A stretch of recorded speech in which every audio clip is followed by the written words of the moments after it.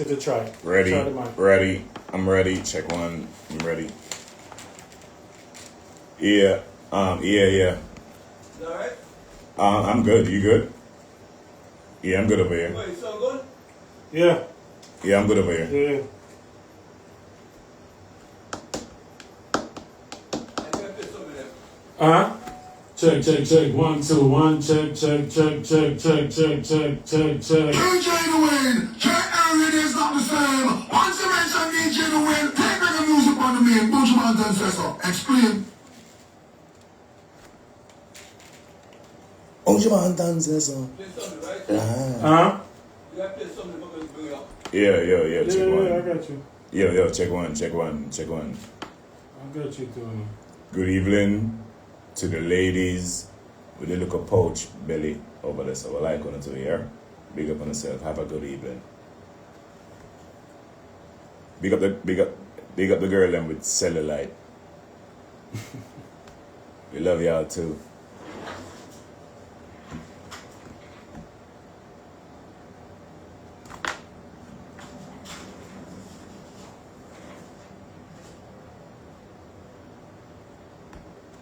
Big up to the girl them where they thick and then them lose weight. And them skin all that tight again. Big up on the too.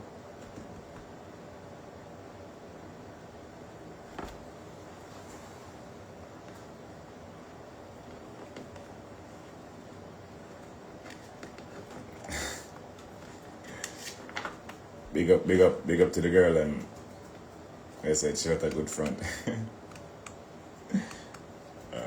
Lexx, what's up with you, man? Huh? What do you drink? I'd like some coffee. Yeah. Oh, I don't know. I Shit. don't care sugar. I don't want no alcohol. What you got? You got like Water? juice, Water? soda, what? I don't want no alcohol. Yeah, I'm good with the water. I'll see. have for you. Huh? I'll have the water. Yeah, I'm good with that. Okay. Man. I mean, I was gonna stop and get some coffee. Like, Alright, I'll go and get the coffee. but because I thought y'all was preparing for the star, Oh, you coffee. the celebrities coming over, so y'all gonna have some foods Oh, did and you some coffee? What did you drink it? milk and sugar. Man. Make sure. Alright, I'll go. Check. Oh, you turn it on? Yeah, maybe turn it off. I want you to play something though. I want you to play something for me to bring up. Yeah, man. 2 minutes. Me keep on play the same song over and over. 2 minutes and then we're ready. Sweet I'm ready to go live. Huh? Yeah. We not playing nothing. We ain't hearing shit. Good afternoon to each and every one of you, man. You know it's Friday. It's a special edition of the showcase. We got live in the building. You'll be hearing from him in a little bit. I ain't even gonna say who it is. If you've been following my page, you've been following IG, you've been following the station page, you know who we got live in the building. Right? He's live inside of JAR Radio right this minute. But just in case you don't know, alright? Man, if you don't recognize that $1 million voice, man, if you don't recognize that $1 million voice, we got him live inside of JAR Radio right now. Right this minute, we got none other than Lexx, aka Mr. Lexx, live inside of JAR Radio Studios right this minute. Good afternoon, sir. Hey, respect my honors, man. Thanks for having me, man. I mean, man, thanks for being here. You know, been a long time fun. Sure. Let me show you how far we can go back now, right? Yeah. I can't remember the year, but it was early 2000. I was on White Plains Road. Mm-hmm. And my first time seeing you was at Moody's Records. Yeah. Moody's Records. Moody's Records. Big up Flabber, yeah. Alright, so you must know how long. Yeah, long time. That's And then, I want to say, the first performance I saw was when I think it was Spragga Benz called you out the first time at Downing Stadium.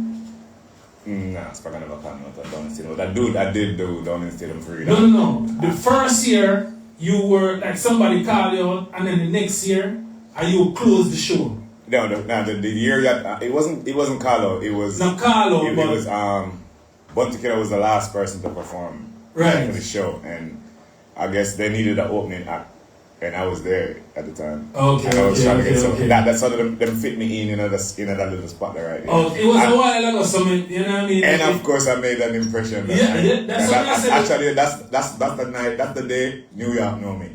Yeah, For real.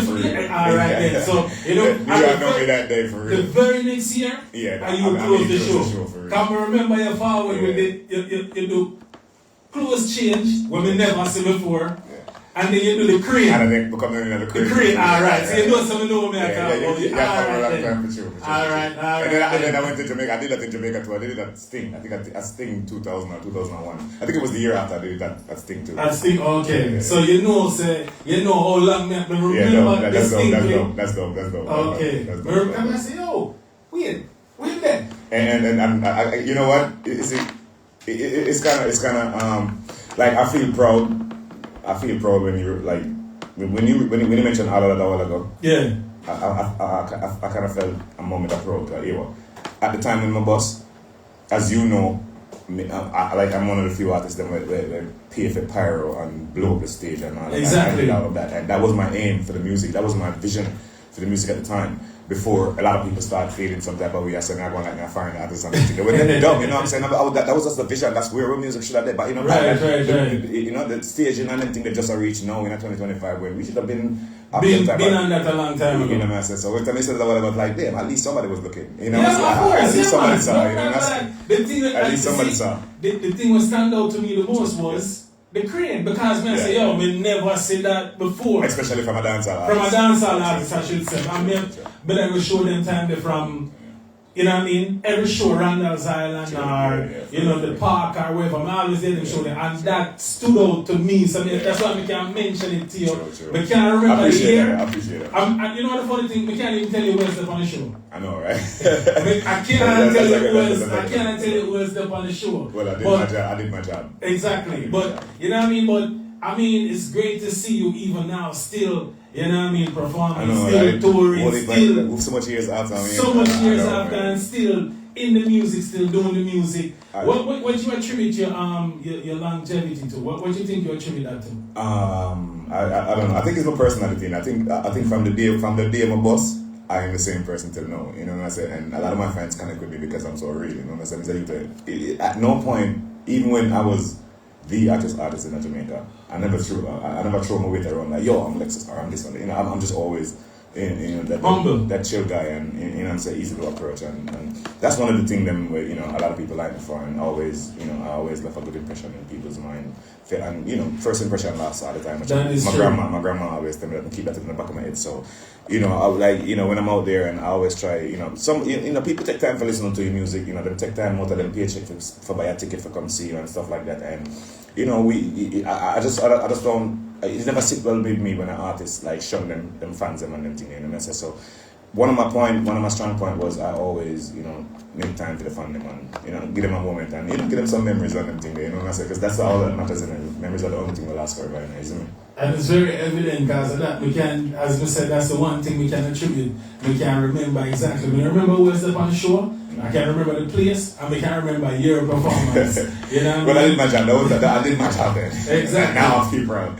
But you're here inside of New York City, it's all about tomorrow night inside of Vibes Lounge. Yes. You know what I mean? Rewind inside of Vibes Lounge, you know what I mean? So make sure you guys come out and listen, man. That's gonna be crazy. The man, people are like say catalog, lion log, anything or you want card. Yeah, from the 90s, you can't say catalog. Okay, yeah. The man catalog thing is ridiculous. Something that for everybody, especially, you know what I mean, the ladies, man. Make sure to follow tomorrow night. You know what I mean? I make sure you know what? I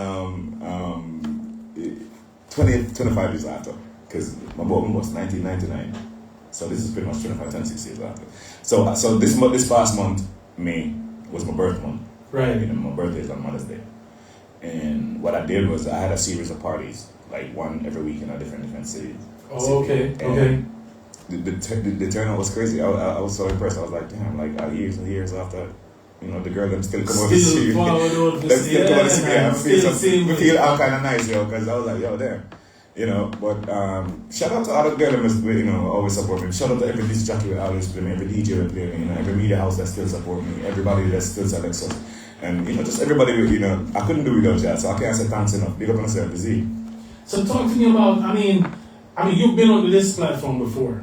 Not in studio. For real? Not yet. Yeah. You've been on the platform before. Not in studio. I think you did something on a live or something like that. But you okay. here before. But for the people that's just maybe there's a new fan or a couple new fans that's here. Yeah. We have our international listeners. This is our international board where it tells you the people that's listening in the country. Oh, dope. So there's people that's probably that don't know. Tell us a little bit about your origin. I know you every time you interview. Yeah. I know it might sound repetitive, but for people that probably don't know. Yeah, and I understand.